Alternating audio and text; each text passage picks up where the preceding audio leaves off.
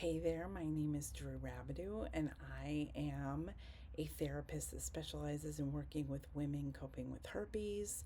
And today I'm going to talk to you about the emotional journey of getting a herpes diagnosis and what comes after it. So, I do work with many women across the world who have recently been diagnosed with herpes.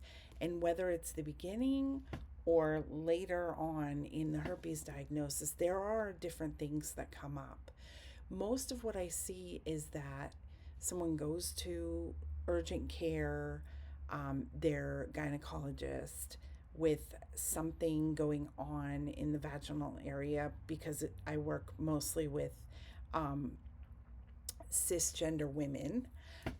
And so, therefore, they go to the doctor complaining of itching, whatever, right? Discomfort. Usually a lot of pain because when you get an outbreak in the vaginal area, there is urine going over open sores and it's extremely uncomfortable.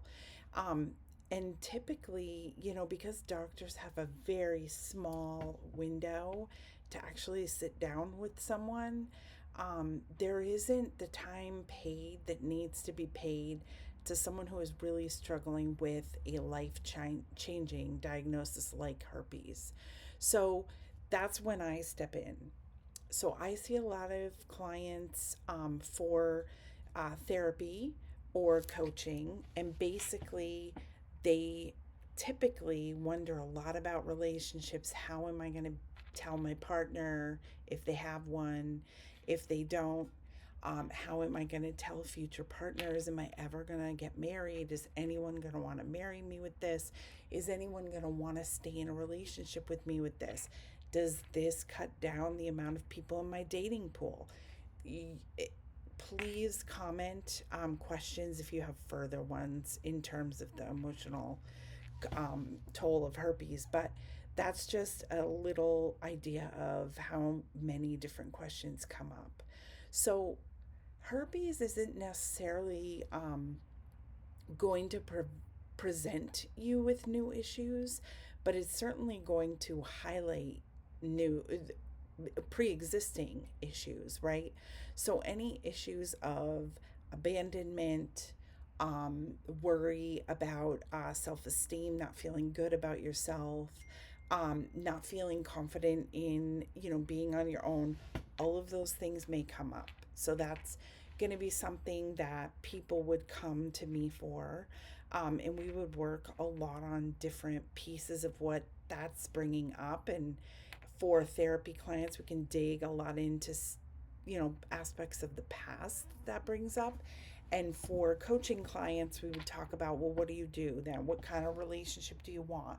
What would let you know that someone is the person that you want to actually have sex with and have to disclose herpes to, and all of that kind of thing.